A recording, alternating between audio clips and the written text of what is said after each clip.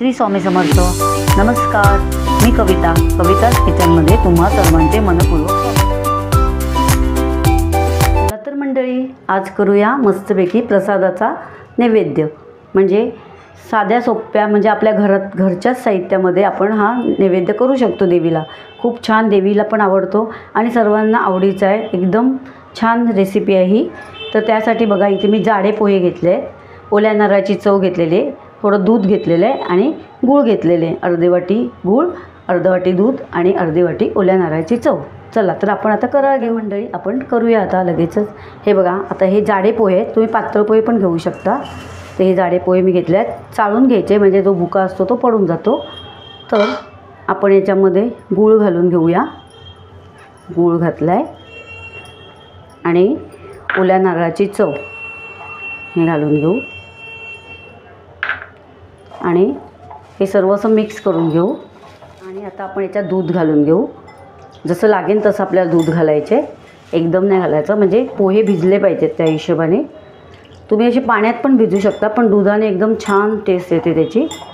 तर आपण पोहे असे भिजूया. बघा, असा दुधाचा असा हपका मारायचा आणि असे पोहे भिजून घ्यायचे मस्तपैकी हाताने. पोह्यांचा नैवेद्य तयार झालेला, अगदी झटपट, काहीच नाही, गॅस नको पेटवायला, काय नको, घरच्या साहित्यात एकदम झटपट तयार होणार आहे या. आणि आपण दूध घेतलेलं ते रूम टेम्परेचरवरतीच घेतलेलं, गरम वगैरे काही नाही. तर आता आपण मस्तपैकी काढून घेऊ देवीच्या प्रसादाला. पण थोडंच लागलं, हे बघा, नुसता हपका मारायला. तर आपण आता हे असं मध्ये ताटामध्ये असं केळीचं पान ठेवायचं आणि मस्तपैकी देवीला प्रसाद म्हणून छान मस्त. आणि पोऱ्या पुजतात, म्हणजे कन्यापूजन असतं तेव्हा या पोह्यांना खूप मान असतो कन्यापूजनच्या वेळेला. आणि असं देवीला पण तुम्ही काय नसेल पटकन, तर घरी हे साहित्य असतं, पटकन देवीला पण तुम्ही दाखवून देऊ शकतात. म्हणजे प्रसाद देवीला खूप आवडतो हा. तर तुम्ही नक्की ट्राय करा. झटपट तयार होणारा देवीचा आवडीचा आणि कन्यापूजनाचा नैवेद्य. हे बघा, तर तुम्ही नक्की ट्राय करा. कधी पण असा करू शकतात तुम्ही. कधी असं मंगळवारी, शुक्रवारी देवीला नैवेद्य काय दाखवायचा तर पटकन करू शकता. त्यात तयार होणारा झटपट नैवेद्याचा प्रकार आहे हा. तर तुम्ही नक्की ट्राय करा, गॅस न पेटवता. खूपच छान.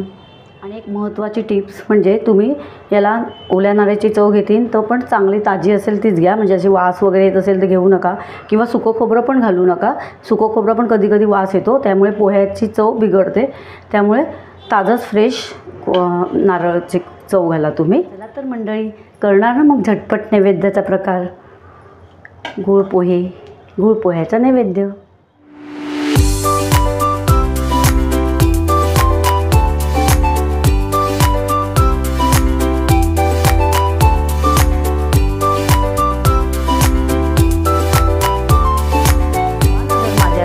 आवडत असतील तर अशाच गोड, तिखट, नवनवीन रेसिपीज पाहण्यासाठी तुम्ही माझ्या चॅनलला सबस्क्राईब करा आणि बेल आयकॉनला प्रेस करा.